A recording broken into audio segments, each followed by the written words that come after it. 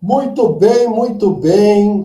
Estamos recebendo hoje Fabiana Fra Giacomo, né, uma verdadeira baiana de raiz, japonês com baiano.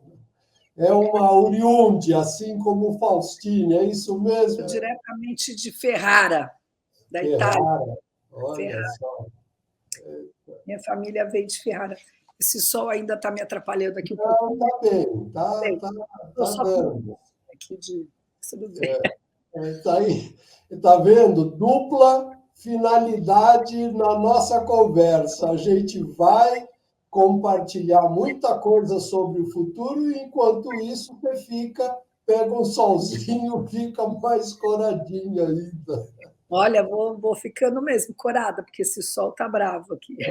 E olha que hoje é um dos dias mais Frio. frios do mês de agosto. Quer dizer, nós estamos ainda no inverno, o inverno não veio forte, mas hoje, apesar do sol, está ao redor dos 15, 16 graus aqui em São Paulo. Fabiana é de São Paulo e ela é do Glopes. Então, nós temos muito para conversar, para compreender, para você compartilhar.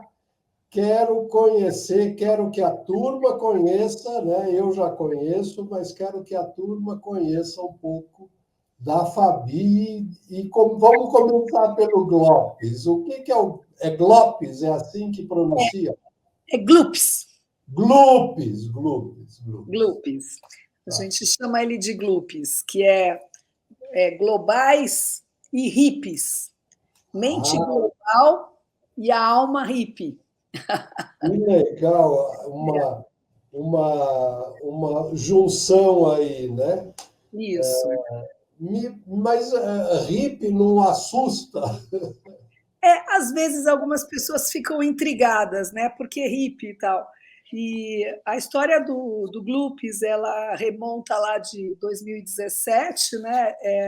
Eu tinha vindo, eu voltava do Vale do Silício em 2016, saindo do mercado financeiro e indo para trabalhar no Instituto Ayrton Senna. E, e nesse momento eu estava assim com um monte de ideias, a cabeça fervilhando, e comecei a me deparar com a educação, com os meus filhos, né? E ali o confronto de você ver que a educação que estava acontecendo dentro da escola não era a educação que ia, na verdade, prepará-los, né? E nisso, depois eu conheço uma argentina muito porreta, a Verônica, que é uma grande amiga e ela também tinha esse pensamento e a gente se juntou. Eu tinha montado uma comunidade que chamava Pais Antenados, e daí ela tinha esse nome Gloops, que eu achava muito legal, e a gente juntou e a gente começou a trabalhar, a fazer workshops, palestras, aí lives e tal, com os pais para poder falar do futuro com eles, né? Do futuro, de por que a tecnologia ia afetar tanto o mercado de trabalho, a educação, e a gente começou a distribuir esse tipo de conteúdo para pais, para que os pais pudessem ser esses agentes de mudança dentro da escola. Porque, principalmente na escola privada, os pais, os filhos, eles não são eles são clientes, vamos dizer assim, né? Então, se os filhos não vão reclamar, a escola não vai mudar, porque a visão, essa relação é uma relação de cliente, né? Então, eu acho que o ponto aí foi nesse momento que a gente começou a ver a importância do engajamento dos pais. Então, o Gloops nasce nesse período aí de 2017 para 2018, especificamente, e a gente começa a fazer esses trabalhos com os pais. E daí, em 2022, a gente começa a pôr de pé o primeiro programa focado daí em adolescentes, que é o Revolutim, que, na verdade, ele vem se somar aos desafios do mercado de trabalho e a falta também de preparação desses jovens com as habilidades do futuro, né? Ou que não são do futuro, né? São habilidades aí que os preparam para hoje e para o futuro, né? Acho que essa é o ponto. E o Globais e Hippies é porque a ideia é que a gente olhe para eles como cidadãos do futuro, com essa mente mais aberta à tecnologia, às mudanças, às incertezas, mas que mantenham o olhar sobre a cidadania, sobre paz. E os hippies foram um movimento forte de paz. É que eles... É importante as pessoas também... muita gente, óbvio, tem a visão do hippie, aquele... os eventos ali e tal, mas o paz e amor que estava ali era muito mais profundo, né? Ele foi um pouco, vamos dizer assim, manipulado a narrativa por conta da Guerra do Vietnã. E a Guerra do Vietnã, ela tinha aí muita gente contra, né? Mas a narrativa de governo era diferente. Então, eu acho que, senão, ele teria sido um movimento mais interessante, aí teria sido melhor compreendido, eu acho. Não, a Guerra do Vietnã foi um lapso na análise da história. Todo mundo que foi para o Vietnã, desculpa falar assim, mas levou pau, não tinha como. Podia ser os Estados Unidos, ia levar pau, e foi o que aconteceu. Quer dizer, uma coisa totalmente sem sentido, uma coisa assim que não caberia no mundo dos anos 60, atravessou os anos 70 e tiveram que suar para chegar a um acordo para trabalhar a questão da paz, né? Exatamente. O filme do Forrest Gump, ele trabalha muito essa questão da filosofia hippie, vamos dizer, né? Com a namoradinha do Forrest Gump, como era importante você se desprender dessa questão bélica, agressiva, que era já o início do mundo em mudança, que não seria aquele comando e controle, cala a boca, obedece e tenha juízo. E eu acho que essa pegada, estou falando certo, essa pegada é bem o espírito que a gente precisa ter, além, óbvio, dos valores da paz, dos valores do amor, da compreensão. Exato. É porque a gente pensa... a gente foi de uma geração que trabalhou tão hard work, né? Aquela coisa tão ainda, vamos dizer assim, controlada e engessada, que a gente, por exemplo, a gente não falava de sentimentos dentro das empresas, né? Porque isso era uma vergonha, né? E eu lembro até hoje, eu tenho uma amiga que ela é fantástica, uma super empreendedora, e ela teve um burnout naquela época. Eu era jovem ainda, trabalhava num banco, não vou falar o nome aqui para não ficar ruim, mas era um banco na década de 90 e pouco aí, e eu lembro que ela teve um burnout, e assim, ela pediu para ficar lá uns 4 dias fora, ela voltou, ela foi mandada embora, porque, tipo assim, aquilo era inimaginável, tipo assim, isso é frescura, né? Então, assim, essa questão desta geração, né, que está aí entrando aí no mercado de trabalho, ela vem com outras premissas, né, inclusive para o mercado de trabalho. Então, a questão da saúde mental é um ponto importantíssimo dessa geração e que certamente influencia muito o futuro do trabalho, né? Sim. Sim, a soma, né, da saúde mental, da saúde emocional, da inteligência emocional, porque se você quer um robô, quer uma máquina, hoje você encontra, mas o valor realmente que uma operação, um processo vai fazer de diferente, está muito mais nas pessoas, né? Pessoas com emoção, pessoas com saúde, como você falou, né? Perfeito. Exatamente. Então, é uma época e aonde os sentimentos importam tanto quanto, né? E os sentimentos aí num lugar muito nobre, né? Porque a gente é um ser integral, né? Sim, então não sim. dá para ninguém deixar o coração em casa, né? você vai para com tudo, o que acontece é que as pessoas sempre viveram essa coisa de segura a onda, não fala nada, tal. E as empresas nunca foram preparadas para acolher, né? Essa completude do ser humano, né? Então eu acho que esse é um futuro que já começou, né?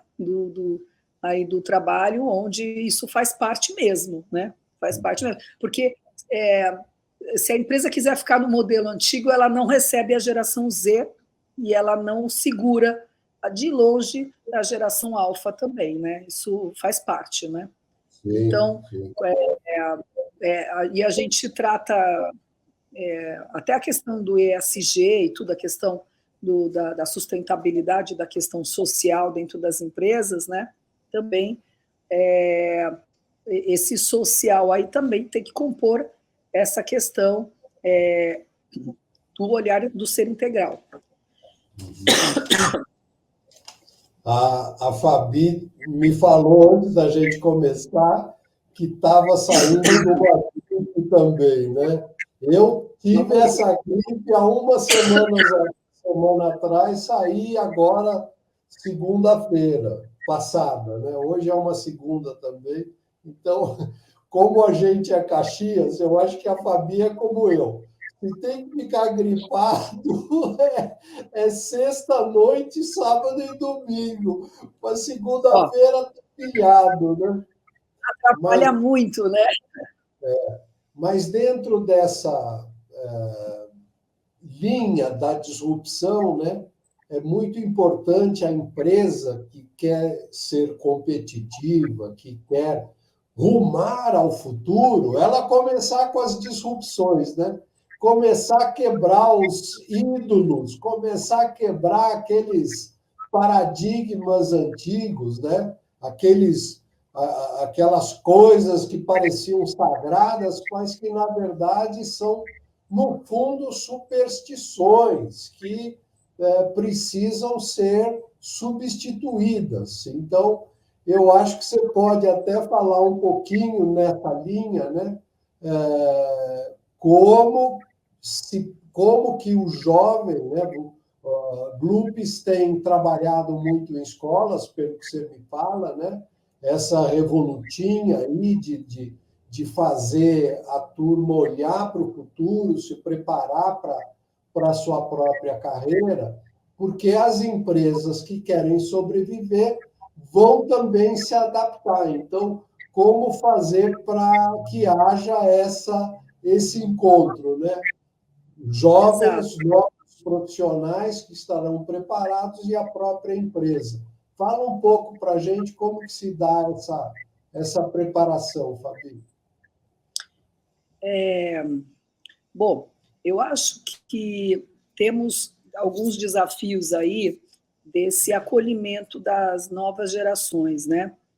Porque a gente tem, assim como a gente tem uma crítica, que é muito interessante, que a gente fala assim, que a gente tem uma escola do século XIX, com professores do século XX e estudantes do século XXI, se a gente olhar para as empresas, é muito verdade também isso, tá?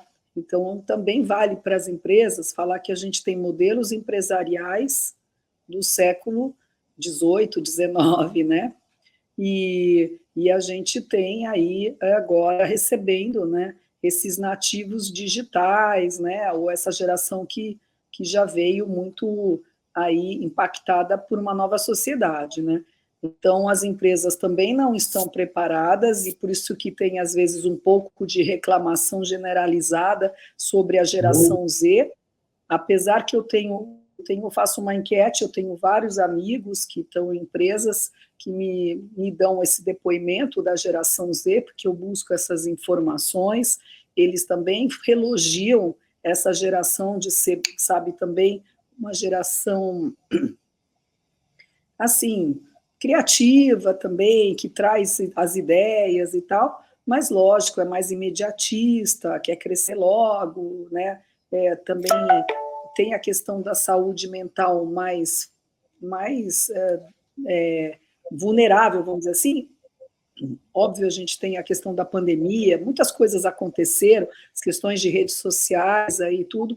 Então, no final do dia, as empresas não ainda estão tão evoluídas, né, quanto elas acham que poderiam ser, né, ou como elas se veem nesse espelho delas mesmas, né, para receber essa geração. Por isso, eu acho que essa falta de adaptação o não olhar para uma geração que traz outras coisas, né? Então, é uma geração que traz a questão da diversidade, a questão da sustentabilidade, a questão da justiça social, que eu acho que é um ponto assim bastante interessante dessa geração e que sabe aí, né, mexer mais com as plataformas aí de uma forma mais interessante, mais rápida, mais profunda, mais conhecedora que as gerações anteriores. Então, para receber essa geração, tem que olhar para tudo isso, né? Então, esse é o ponto. Agora, onde prepara?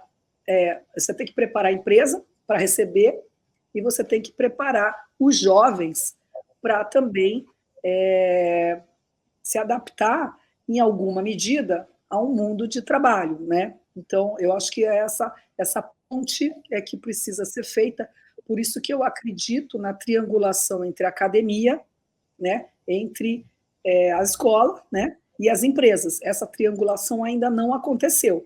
Tem algumas iniciativas pontuais aí que, então, o Revolutim, que é o que eu estou me propondo a fazer, vai fazer um ano agora em setembro, né, que a gente vai fazer um ano da primeira turma que a gente fez, e o objetivo é um pouco também fazer parte dessa triangulação, né, de preparar esses jovens com o que a escola não está fazendo e o que o mercado começa a demandar, principalmente as empresas mais arrojadas, né, que estão mais à frente e tal. E também, mesmo as que não estão preparadas, os jovens sendo capazes de prepará-las, porque o futuro, né, a visão de futuro de trabalho, ele é um futuro que tem aí, ele é um futuro verde, né? Que medida é esse verde? É um verde por necessidade, não é mais por vaidade, nem mais por diferenciação, né? Ele é um verde necessário agora. É um verde, aí um nome mais simplista para falar, mas são empresas que precisam mudar a sua cadeia produtiva, né? Não precisa mudar de dentro para fora, mudar como faz negócio, como faz, como produz, como consome suas matérias-primas, como está presente no mundo, né, com seus valores. Então, esse é o papel que eu vejo também que esta geração precisa preparar para assumir a liderança dessas empresas neste olhar. Então, nós temos um futuro verde, nós temos um futuro aí digital. O digital que já começou na revolução passada, né, começa aí, você conhece bem esse assunto, né, a gente está falando de uma revolução que já tem aí mais de 100 anos, mas ela só vai, né, só aumentando. E agora, esta nova, a diferença é que essa revolução digital atual, ela mexe com as questões cognitivas que a gente acreditava que eram domínio nosso, né? Então, agora a gente já começa a ter que preparar os jovens para também terem, inclusive, valores para poder lidar com essa revolução cognitiva que mexe com a sua cadeira dentro do trabalho e o formato de trabalho, né? Porque você pode ter um chefe que pode ser uma máquina, você pode ter um par que é uma IA, o professor Silvio Meira, né, que está com a empresa dele lá, eles criaram lá aquele sistema, você pode fazer até um brainstorm com os avatares aí, né, com os agentes, e o brainstorm não ser mais de pessoas, ser misto, híbrido aí com gente. Então, essa preparação do digital, que, para além da inteligência artificial, o olhar, eu acho que das tecnologias de uma forma geral, que a escola, todo mundo, o mercado está correndo atrás, é de programação. Vamos ajudar a programar. E eu acho que tem poucos lugares assim pensando assim, vamos pensar na tecnologia de uma forma mais ampla, nas tecnologias, né? A IA é uma delas, uma das mais poderosas, talvez a mais poderosa de todos, mas não é a única, né? Eu acho que a gente tem que pensar, porque tem que ser esse grande portfólio de tecnologias que se somam aí para a gente preparar os jovens. Então, esse futuro digital, esse futuro verde, né, que são, para mim, os grandes motores aí que modificam o futuro do trabalho, né? Então, olhando para esses dois mundos, eu vejo que a gente está preparando muito mal ainda as escolas e as universidades também não. Então, e daí o que a gente está fazendo? A gente está aí criando, vamos dizer assim, uma legião de desempregados, provavelmente, porque tem muita gente escolhendo profissões. Se você pegar as profissões mais escolhidas, são todas tradicionais, extremamente tradicionais. Se você buscar o vestibular, a maioria, profissões altamente tradicionais, né? Então fica muito difícil você, né? Enfim, como que a gente vai fazer essa ponte? Por isso que a gente precisa ir fazendo esse letramento de futuros antes, na escola. Então, o Glup está se propondo com o Revolutinha fazer esse letramento de olhar, né? É um letramento sobre as habilidades verdes para esverdear essas empresas e para que eles possam já ir com uma visão de que podem escolher profissões um pouco diferentes, né? E também esse letramento em futuros, que é para que eles possam ser agentes de mudança e não passivos, né, em relação ao futuro. O futuro não enfim, o futuro pode ser qualquer coisa, né? A gente sabe disso, mas eles precisam também se ver com esperança, como criadores de futuros, né?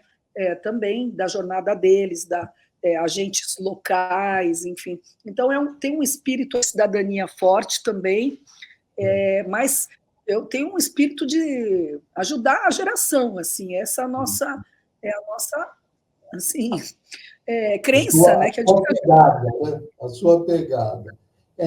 Dá uma elaborada para a gente entender. Eu, às vezes, falo letramento de futuro e as pessoas ficam meio que boiando. Então, o que seria, se você puder desdobrar em 2, 3 áreas para que o pessoal também entre nessa vibe aí? O letramento em futuros, ele pode, até a gente chama de alfabetização em futuros, ou letramento, depende, né? Porque se você, alfabetização é uma coisa meio que você não sabe nada, né? O letramento, você tem alguma camada aí, vamos dizer assim, né? Na verdade, assim, é uma disciplina, vamos dizer assim, né? Eu chamaria talvez uma disciplina para ajudar as pessoas a especularem sinais que podem ajudar a criar, projetar e antecipar futuros, né? Então, a disciplina ajuda a fazer isso, né? E daí você tem aí algumas metodologias para ajudar você a fazer leitura de sinais, né? Leitura de tendências, porque assim, nem todos os sinais virarão tendências e se concretizarão em futuros, mas os sinais ajudam você a ir limpando a trilha para começar a formar para onde está indo o negócio, entendeu? Então, eu até costumo usar uma imagem para explicar para os jovens, sabe aquele desenho que a gente usa dos pontinhos e a gente vai ligando e forma, né? Que é muito antigo, né? A gente fazia isso, que é coisa de criança. Essa é uma metáfora para mim também, de ajudar a pensar no futuro, no letramento em futuros, de você conectar os pontinhos para tentar ter uma visão um pouco melhor, não só do futuro, no sentido de ver para onde, mas também para você montar aí as suas ações, montar a sua jornada e ajudar a shape the future, né? Ajudar a essa... Eu gosto muito dessa palavra, shape the future, porque eu acho que essa coisa da modelagem, né? De você... De moldar, né? de moldar, de você aí conseguir também ser parte, vamos dizer assim, protagonista, né?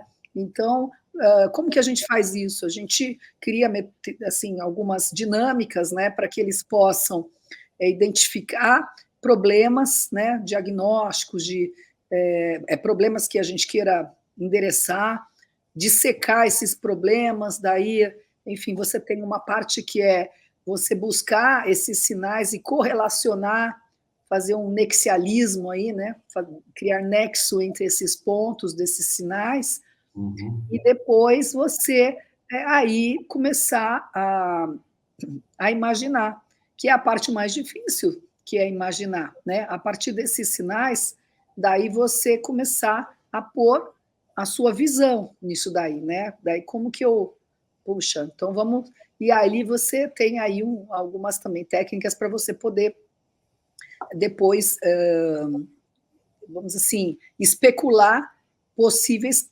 cenários, né? Para onde está indo esse mundo e como que você desenha a parte possível, a parte que você deseja, né? Os cenários desejáveis aí, os cenários mais possíveis. Você tem os funis, né? De para onde vai e tal. Então, o letramento ele serve a qualquer um, né? Ele serve a um adolescente, ele serve a um professor, ele serve a um profissional, né? Antigamente, a gente só olhava o foresight nesse lugar de montar, assim, como que vai ser minha receita daqui a 5 anos, daqui a 10 anos, e tal, e você colocava aí algumas variáveis que pudessem ser fatores de norteadores aí do seu futuro, né? Então, eu acho que essa forma de você, o letramento em futuros ajuda você a trabalhar de uma forma mais interessante para um mundo em incerteza. Muita incerteza, né? Total, total. Uma das coisas que eu acho que é a grande contribuição que se pode dar, principalmente para o jovem, mas isso é válido até para o profissional, né? Se você ficar mais próximo da câmera, você sombreia. Não, ao contrário.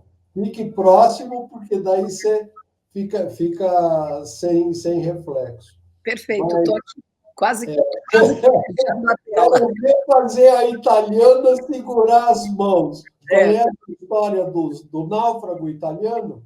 Sim. O navio cheio de italiano afunda. E tinha 2 amigos que não sabiam nadar. E aí a turma toda conseguiu ir para uma ilha e, de repente, eles olham assim, tá os 2 amigos que não sabiam nadar, chegam na ilha. Falam, como é que você chegou aqui? Ah, eu não sei, viemos parlando. Sou eu. Eu falo muito com as mãos. Eu não consigo falar sem mexer as mãos, né? Falo com as mãos. Mania do oriundi.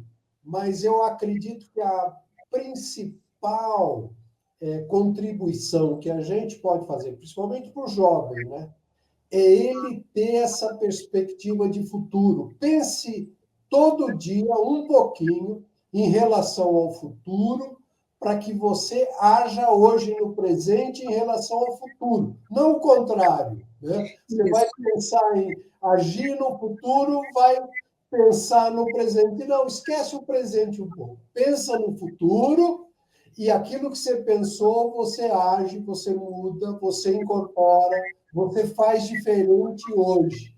Então, essa forma da gente estar carregando antecipadamente o futuro, eu acho que é um negócio assim de uma contribuição enorme para os jovens.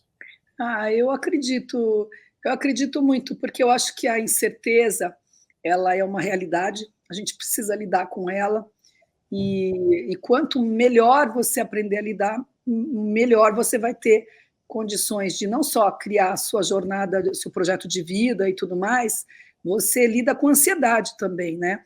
No Revolutim, a gente faz uma triangulação com a questão das green skills, né, que eu falei, as habilidades verdes, o letramento em futuros e também com a questão de autoestima e autocuidado, né?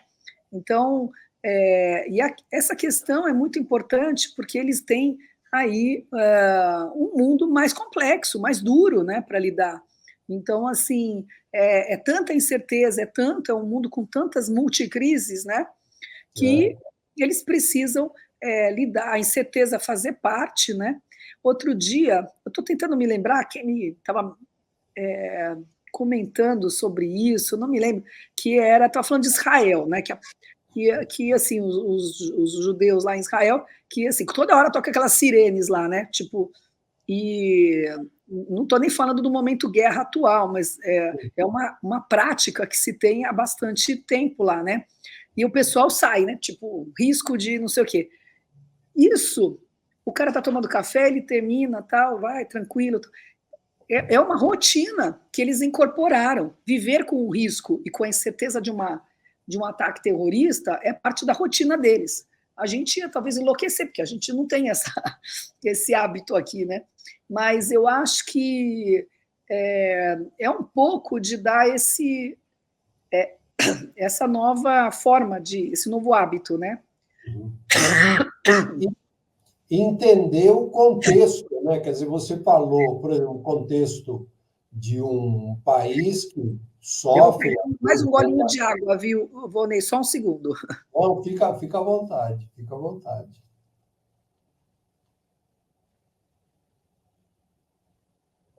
Estamos aqui conversando com Fabiana Fradiacomo, né?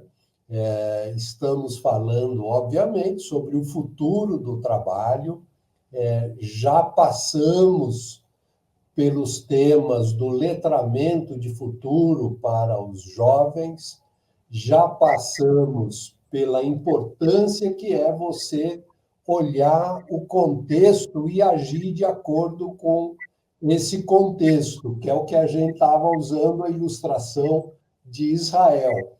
Mas também, eu hoje, por exemplo, tive uma ilustração muito interessante que eu estava batendo papo com o cara do Uber, e ele falou, e eu falei, é difícil para você? Não, eu gosto de dirigir, para mim é como se eu estivesse passeando, e eu não fico nervoso com o trânsito de São Paulo. Para quem não é de São Paulo, ou nunca pegou o trânsito de São Paulo, não sabe o horror que é. E o trânsito de São Paulo é isso, é incerteza, é inesperado. Às vezes você marca um compromisso às 4 horas, você tem que sair com 1 hora de antecedência, porque você ainda corre o risco de chegar atrasado. Então, esse contexto, você saber lidar com o contexto sem ficar estressado, como você falou, né, Fabi? O cara está tomando café, se fosse um brasileiro, condições normais de temperatura, já ficava apavorado, já derramava o café na roupa. Mas Exato, é uma mudança, né? Uma forma de ver. É uma forma de ver. Então, eu acho que é um pouco, tem um papel de apaziguar, mas ao mesmo tempo da ação, né? Eu acho que esse é o lance legal, dar ação para a pessoa, porque para a gente não ficar na incerteza estancado, sabe? Ali preso, né? Preso numa situação, né? Então, eu acho que o papel do letramento futuros também ajuda nesse sentido. Sim. Para além de todas essas outras questões. Até porque você ensinando o jovem a ser o agente da sua vida, a desenvolver o plano, a desenvolver estratégia de futuro, a decidir, a colocar em vigor à vontade os desejos dele, ele não pode estar preso. Ele não pode se limitar às circunstâncias. Ele tem que ser criativo, ele tem que buscar novas alternativas, novas soluções, até para não se sentir oprimido, não ficar debaixo de um estresse constante, contínuo, né? Exatamente, exatamente. Então, ele tem esses vários papéis aí, por isso que eu acho que hoje é uma disciplina estratégica para as escolas incorporarem, né, para além, né, das questões de socioemocionais, que a gente já sabe que são cruciais, que são essas, o, o, Gary Gold, ele chama das habilidades transferíveis, né, também, que você carrega aí ao longo da vida, mas eu colocaria essa disciplina como sendo uma disciplina que as escolas deveriam investir mais neste novo cenário, principalmente para o ensino médio. É óbvio que se começar antes, melhor, mas para o ensino médio, certamente. Até porque a perspectiva de sucesso na carreira mudou por completo, porque a pessoa achava, na minha época, né, meu pai e minha mãe incentivando, vai, termina na época científico, vai para o vestibular, escolhe uma das carreiras, pega o diploma. Ai, completei a minha obrigação como pai e mãe, meu filho está encaminhado, ele vai ter um sucesso, se não mediano, vai ter um sucesso razoável. Mas hoje já não é mais assim. Não, hoje não é. E eu acho que o ponto é que, assim, à medida que também a inteligência artificial ela vai ganhando esse campo, né? A gente vai tendo uma necessidade de um maior upskilling aí da população, e que não é trivial. Eu vou te dar uns números só para você, são números que eu peguei recente, e eu vou te dizer aqui que são, no mundo hoje, a gente tem 1,8 bilhões de jovens de geração Z. Desses 1,8 bilhões, a gente tem aí 500 milhões, mais ou menos, na Ásia, 374 milhões na Índia, e que na verdade, só a Índia, ela a população de geração Z da Índia é 3 vezes maior que a Europa inteira. É muito, né? E no caso, a China, por exemplo, ela tem 246 milhões de geração Z. O Brasil está com 47 milhões, tá? O que a gente tem que olhar para isso daí é que é muita gente. Geração Z você está considerando, porque 90... é uma área que eu tenho muito conflito com o pessoal que usa essa terminologia. Mas, na verdade, sim. Você tem uns deslocamentos, porque você sabe, a geração ela não é assim cravada, né? Ela é, por exemplo, assim, eu tenho um filho... Há controvérsias, mas seria quanto? Esses 47 milhões, seria de que... Então, ela é considerado os nativos até 2010, tá? Então... Quem nasceu de 2010 até hoje? Antes, né? Até o geração Z, eu estou falando, né? A Z até 2010. Depois começa a quando? A clivagem é de quando a quando? Ela começa, eles começam a calcular 96, né? Que é o final de 96, 97, aí até 2010. E eu acho, assim, óbvio, você tem aí algumas diferenças aí de metodologias, tal, mas de uma forma geral, você está falando, são as pessoas que estão aí no início de carreira, né, nas empresas, né, e a geração que está dentro da universidade hoje, né? Tá. E aí são 47 milhões no Brasil. A gente está falando de 47 milhões no Brasil. Qual é o ponto disso, né? É que você tem muita gente para você não só formar para o mercado, mas você tem toda a camada de pessoas que você vai ter que requalificar. Essa requalificação, ela vai ser muito grande, ela precisaria ser muito estruturada e ela precisa ter uma visão de constância, né? Porque, na verdade, a gente está falando que praticamente você, dentro da escola, já está sofrendo uma requalificação do ponto de vista do olhar da tecnologia, né? Que é onde a gente tem aí os maiores impactos, as velocidades. Então, assim, por exemplo, a China ela tem um plano diretor de requalificação enorme. Eu já vi, foi publicado uma vez pela McKinsey. eu li um reporte muito interessante que mostrava como que a China ia fazer a sua requalificação, tá? Então, por quê? Porque a China ela é um país que apostou na inteligência artificial, e a China quer liderar o mercado de inteligência artificial. Só que a China ela é altamente impactada por ela mesma, em termos de inteligência artificial, então ela precisa fazer essa requalificação, né? Então, não só de quem está, né, no mercado, como por inteligência artificial, robótica e tudo mais, né? Então, eu vejo que o nosso desafio, olhando o futuro do trabalho, vendo qual será este futuro, né, a gente já tem alguns sinais dele. Eu acho que o primeiro, realmente, e a gente precisa ajudar esses jovens a entender que a economia verde é um caminho sem volta. Na verdade, a gente tem que esverdear a economia, e esverdear fortemente, né? O que a gente está vivendo, essas queimadas, essa loucura, se você ver, ela é um modelo econômico que não cabe mais, né? E a gente precisa dos jovens aí também participando dessa transição para uma economia de outro formato, que não é essa. Essa não cabe mais. A gente já está vendo, né? Não vai sobrar para ninguém. E a outra questão é assim, do ponto de vista da tecnologia, como que eu estou vendo, né?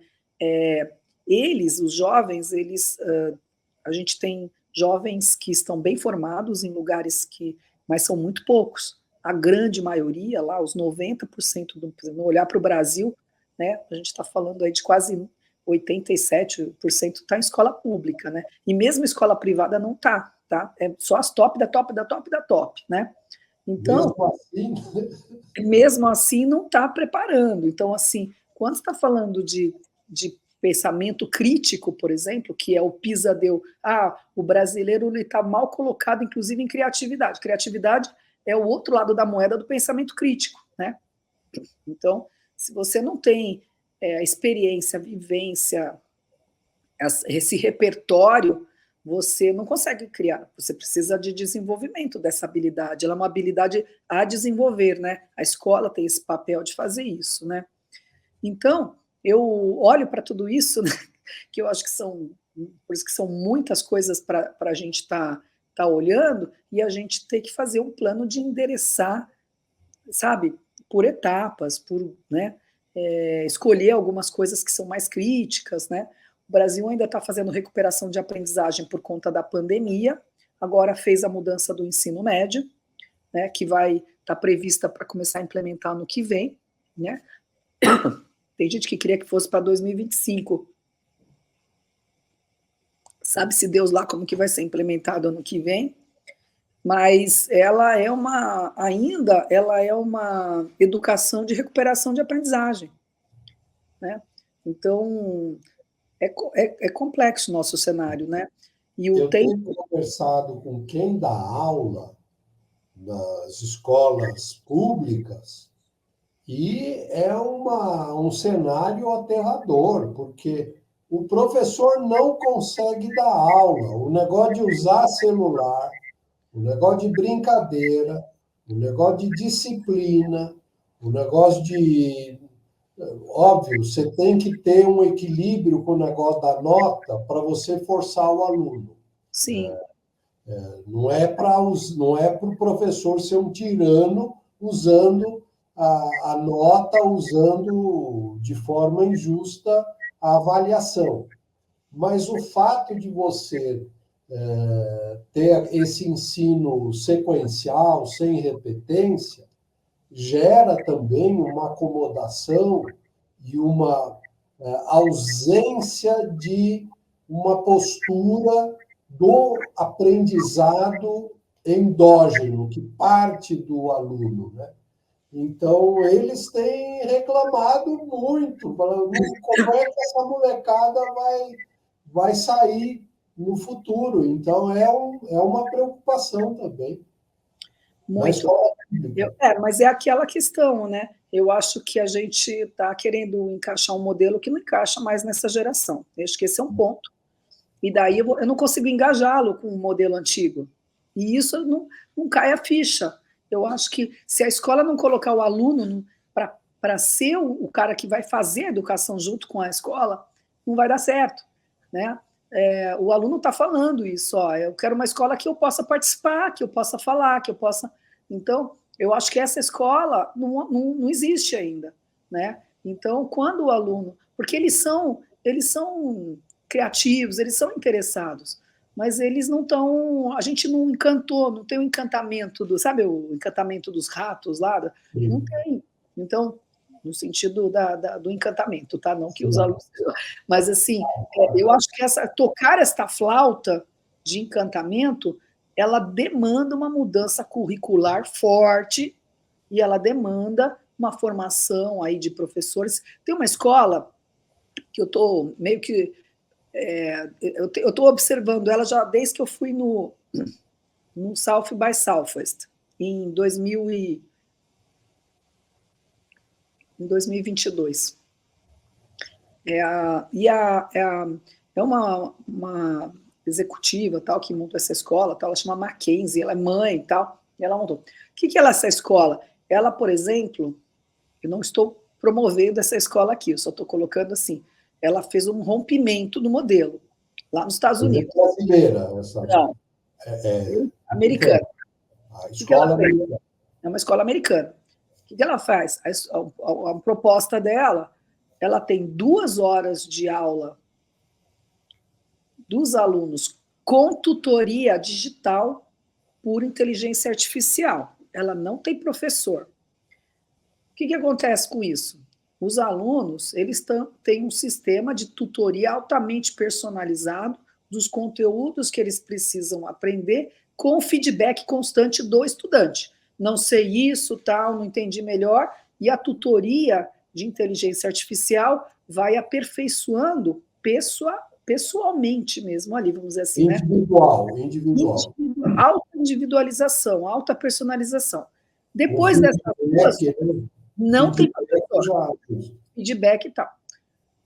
Depois dessas 2 horas, os alunos daí são colocados em projetos, né, aprendizagem baseada em projetos, onde existe a diversificação aí dos pensamentos, põe os alunos para colaborar, criar projetos que lhes interessam. E daí é onde eles aplicam os conhecimentos. Esses alunos, pelo menos é o que ela tem trazido de resultado, eles estão 2 níveis acima do nível dele, atual. Então, por exemplo, um aluno de 6º ano, ele está com aprendizagem equivalente a um aluno de 8º. Né? Qual é o pulo do gato dela aí? É que ela deixou a parte chata, no sentido, chata bem entre... Exato. Não acho que é chata, mas para o aluno, né, em geral, na inteligência artificial, no formato de gamificação, feedback e tudo mais, e deixou para a inteligência artificial ali, né, para a parte do digital. E ela deixa essa parte mais do lúdico, desse encantamento aí, com mais horas, num formato de projeto, que é onde você tem contexto, né? Tendo contexto, você compreende para que você está aplicando aquele conteúdo, tal, e você colabora em grupo e tudo mais. Daí você tem a magia da colaboração. Eu achei muito interessante, eu acho que é algo para ser olhado, né? Não é para ser já criticado antes de ser olhado, né? Nesse sentido. Então, depois me passa o link para eu deixar aqui na descrição da nossa conversa, para as pessoas olharem, pesquisar, porque é importante esse mosaico de experiências novas para a gente poder romper com um modelo, como você falou, século XIX, XX e aluno do século XXI. Perfeito. Então, eu vejo que tem caminhos, no ponto de vista da educação, né, olhando para o futuro você tem que, para você transportar esse jovem para criar esse futuro do trabalho, que tem menos trabalho no formato que a gente conheceu, né? Isso a gente já vai se criar assim, algumas previsões trazem essa questão de que a gente vai matar mais trabalho do que vai criar num curto prazo, mas no médio e longo prazo vai se criar mais trabalho, porque as camadas que envolvem as infraestruturas, essas questões, precisa muita gente, né? E à medida que você vai migrando para isso, você vai precisando preencher. Tanto que a gente sabe que já tem áreas mais ligadas, óbvio, à tecnologia e à área verde também, que já tem falta de profissional, porque não tem qualificação, né? Então, aí olhando num horizonte mais largo, a gente tem aí uma movimentação maior de mercado de trabalho. No curto prazo, você vai ter perda assim, de trabalhos, então, nessa questão. E a gente já sabe que a gente tem esse esverdeamento, a gente já sabe que a inteligência artificial ela vai ser, como diz lá o Sam Altman, a nova energia elétrica, né? Ela vai estar em tudo, a gente nem consegue imaginar como vai ser não tê-la, né? Então, esse é um fator. A gente sabe que muita coisa vai ser imersiva, a gente precisa de mais gente nessas áreas, a gente sabe que vai ter muita ainda a questão do entretenimento, das experiências, a gente precisa de muita gente nessas áreas, né? Artes, entretenimento, essas coisas continuam sendo áreas importantes, né, dentro demanda humana, né? Da natureza humana e tal. Muita multidisciplinaridade, né? É um futuro muito multidisciplinar, né? Você rompeu as barreiras entre áreas, né? Então você vai circular mais. O Ian Craft ele fala uma coisa que esse upskilling ele vem da ferramenta, não das pessoas, né? Nesse sentido, como é que ele fala? Ele fala porque assim, as ferramentas são programáveis e elas vão sofrendo a atualização, vamos dizer assim. Então nós atualizamos a partir das ferramentas. Sim. Isso é uma coisa interessante. Então, você precisa de uma geração aí que a Amy Webb chama de a geração T, né, a geração da transição. A transição. Tem gente que a Box chama de Generative Generation. Eu falo, eu acho que todos esses nomes são ótimos, tal, mas a gente está, na verdade, falando de todo mundo. Não vai escapar ninguém. Não vai escapar ninguém, porque nós estamos falando de quem vai entrar e da turma que está ficando mais velho e que vai precisar estar no mercado de trabalho porque está vivendo muito tempo, né? Então, a gente também precisa das pessoas com mais de 60, 70 ainda estando no mercado de trabalho nesse novo futuro, né? Que vem por aí. Então, eu acho que tem todas essas questões, tem coisas muito boas por vir de produtividade, né? Eu uso bastante inteligência artificial, acho que dá uma produtividade fantástica para você organizar a cabeça. Sim. Ela ajuda muito a organizar, resumir, ela te dá uma velocidade nisso muito interessante. E mais como a gente vem falando, né? Uma geração precisa estar preparada com uma bagagem ainda sólida para poder fazer uso disso, né? Porque eles precisam pensar, eles precisam aprender a pensar, aprender a pensar, aprender a pensar. É isso, né? Sem dúvida. Deixa eu pedir um gancho para você. Pensando nos pais, nos pais dos alunos, pensando em quem a gente quer também convencer, não assim, mas assim, argumentar, vai, a importância do letramento de futuro dos seus filhos, das escolas abraçarem isso. Que mensagem você daria para esses pais no sentido de eles estarem conscientes, alertas e até sendo torcida e ajudando a empurrar a mudança, principalmente na escola dos seus filhos, que eles estão pagando, né? Ou que eles estão exercendo influência?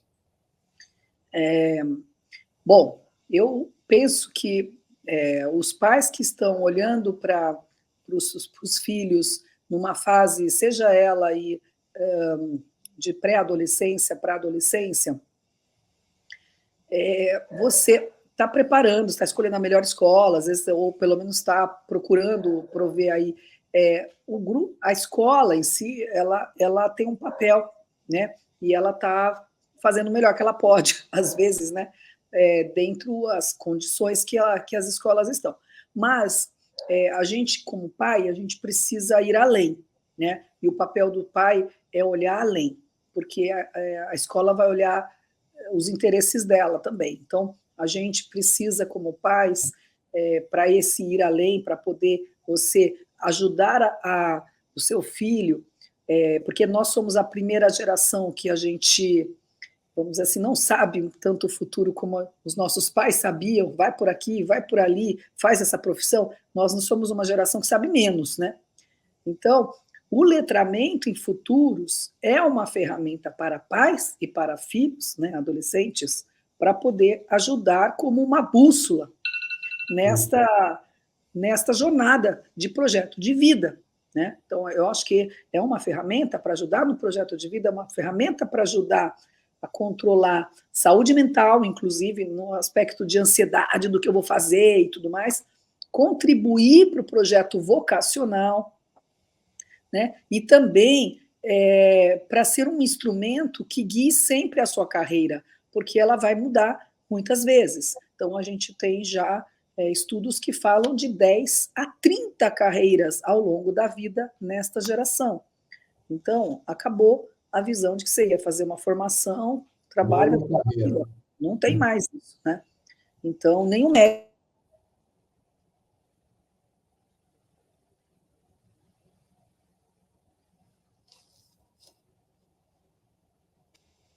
Deu uma... Espera aí que deu uma travada, Fabi.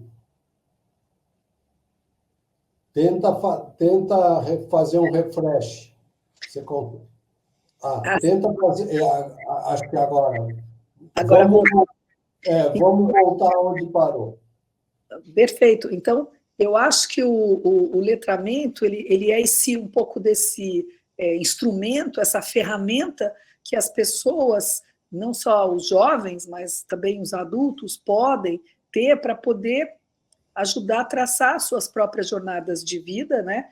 De projetos, de empreendedorismo, seja eles dentro da empresa, fora dela e tudo, para os seus próprios negócios e vida, para poder você lidar com incerteza, né? Então, eu acho que esse é um ponto fundamental, aprender a lidar com incerteza e criar, imaginar o seu próximo passo aí, né? Imaginar como que você quer, como você visualiza, né?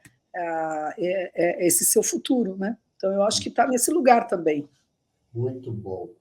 Gente, quem diria? Estamos chegando ao final da nossa conversa.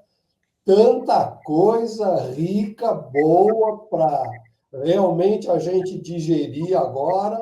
Eu acredito que para muitos que estão assistindo a gente é coisa nova, é coisa importante, porque a Fabi realmente está na dianteira, está na ponteira, né? Como ela falou, ela traz essa experiência profissional, passou pela Singularity nos Estados Unidos, passou pelo terceiro setor, montou o GLUP, está aí percorrendo as escolas, fazendo as dinâmicas com o projeto Revolutim, e realmente nós temos que abrir os olhos, abrir a cabeça para realmente começar a pensar com a perspectiva de futuro. Então, Fabi, dá um apanhado aí de suas palavras de conclusão, que a gente vai marcar uma segunda conversa que tem muito ainda para a gente explorar. Bom, primeiro eu vou, Ney, grata pelo convite, né? É tão gostoso conversar com você. Eu acho muito bacana você estar nesse movimento, né? Também a serviço, né? De aí traduzir, de tentar trazer essa discussão, né? É um assunto que também eu estudo, é um assunto que eu acho que a gente precisa levar para mais gente, democratizar essa conversa, né? Então, é fundamental a gente ficar falando de futuro aí do trabalho. Agradeço o espaço aqui para poder falar. O Gloops convida as pessoas a entrarem. Eu tenho a rede que a gente mais usa é o Instagram, com 2 P's, né? Que é Gloops, que é Globais e Hippies, como eu falei. E a gente também tem um site lá. Eu vou colocar aqui tá embaixo. Ótimo. Então, o Instagram e o site também. A gente usa pouco o Face, mas mais o Instagram mesmo. E a gente faz esses eventos abertos também, né? O Revolutim também na visão aberta aí para jovens. Então, também convidam aos pais a mandarem seus adolescentes de 13 a 18 anos para fazer uma imersão que é muito rica. A gente tem avaliações excelentes, né?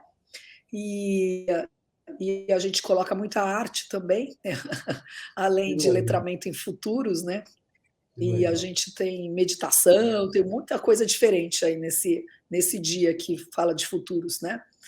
Então, eu convido as pessoas a conhecerem, conhecer nossas redes, porque eu falo também, trago bastante esse assunto, e eu gostaria de falar que é importante começar a olhar o letramento em futuros como uma disciplina a ser incorporada, né, na sua vida, na vida dos seus filhos, né, exatamente para você lidar com incerteza, que é uma certeza.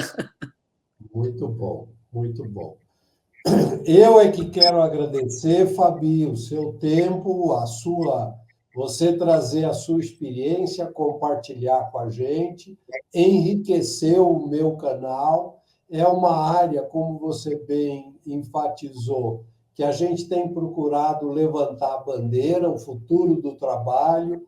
Quando ela fala FOW, é a abreviação do Future of Work, FOW, que também, ela participa de um grupo global, internacional, e a gente realmente está procurando aprender, intercambiar, trocar, né? Fazer trocas de conhecimento, de percepção, para nos prepararmos cada vez melhor para o futuro. Obrigado, Fabiana, por estar com a gente. Obrigado você por estar participando com a gente, e vai ter aqui um monte de informação a respeito do Gloop e da própria Fabiana. Muito obrigado e até a próxima.